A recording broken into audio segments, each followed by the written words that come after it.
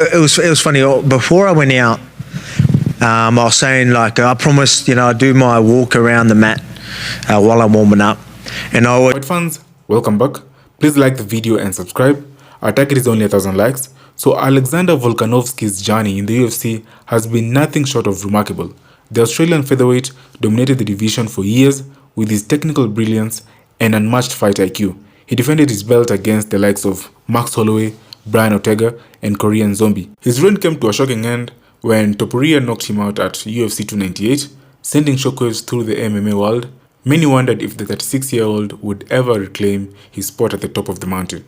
It was funny. Before I went out, I was saying, like, I promised, I'd do my walk around the mat while I'm warming up.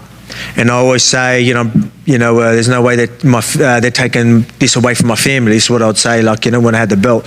And I'm like, and I sort of said that at the start today, like while I was walking around. I was like, I promised my girls I'll bring the belt back. And then I'm like, it's not about bringing the belt back. Like, I even said it in there. I go, well, it's not about bringing the belt back.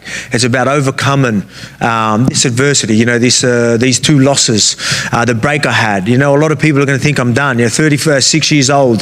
That is more important. Me, showing my kids, what you could be capable of when people are counting you out. And I said to you all week, everyone has every right to count me out. Coming off 2 losses, big break, 36 years old, young, hungry, dangerous guy. And I told you, like, hey, I'm the guy to, you can definitely think that. You have every right until I change your mind. Hopefully I changed your mind. And I think there's more of a message in all of that than just taking the belt back to the family. You look great. As I was saying that, I'm like, people's, talking about, $1 million fight and, all this stuff. I'm like, man, you got a tough guy ahead of you, man. Just focus on that. You get a good performance, all right, you might get the shot. With Rayi, I hear that he was saying get the title shot. Look, he's a good dude. I like him a lot. If the UFC want to give it to him, I ain't gonna stop. I ain't going to stop that for him.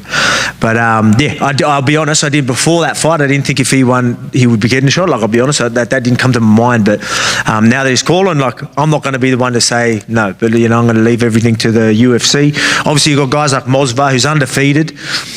I'd love to take that 0. You know what I mean? Like, we've got to see what the UFC say. I heard, I've seen him trying to get other fights. I don't know. Is that right? Like, there was rumors that he was going to fight Pico. But I even seen him tweeting that he wants to fight someone in May and doing all this sort of stuff. So maybe he's had the chats and they want him to have one more fight. I don't know. So I don't know that situation, but I'll see how things are. I'd love to say, I told you I want to get straight back in there.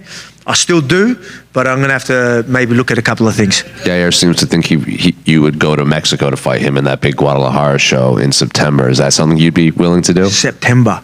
I mean, if everything's good, I'd probably like to go soon, quicker than that, to be honest. That's probably the second fight. So maybe it can be, if I'm good, maybe I get the fight, maybe July or September. Oh, yeah, we can maybe fit it in.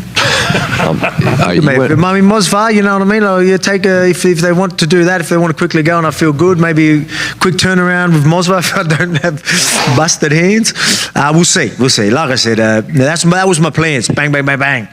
But I didn't expect to get hit this much. So credit to fucking Diego. I have to ask. A lot of fans, they want to see you fight Diego now after that press conference. I'm curious, what's the issue there? And if you don't get Volkanovski, is a matchup with Diego in Mexico, is that the biggest fight, that maybe even bigger than a title fight at this point in the eyes of the fans?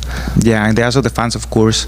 But if you ask me, if you're in my position right now, the beef can stay aside for now, and the only thing that I'm looking for right now is fighting for that belt.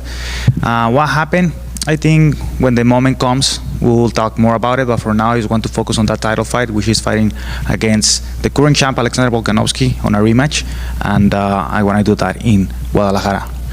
Just one more to follow up on the Diego situation.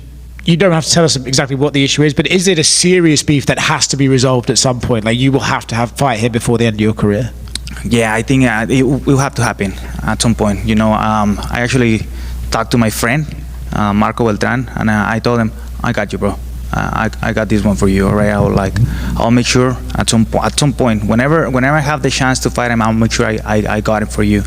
You know, I didn't want to do, as you guys seen, like we were able to like take pictures together. I was able to play it cool for as long as I could keep it cool, you know. But the guy was trying to be disrespectful in the press conference, you know, like trying to like, oh, how many losses does he have, you know, and like kind of like attacking me like that. I was like, you know what, that's it, you know, I'm not able to fucking take it anymore. Jade, just a quick one over here.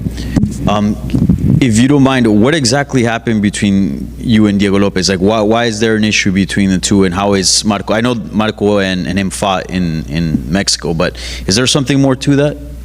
Yeah, there is more to that, 100%. But I think the proper person to tell you that is Marco Beltran. So I think he's able to give you all the details about that issue, and that, I think that's the right person to give you the.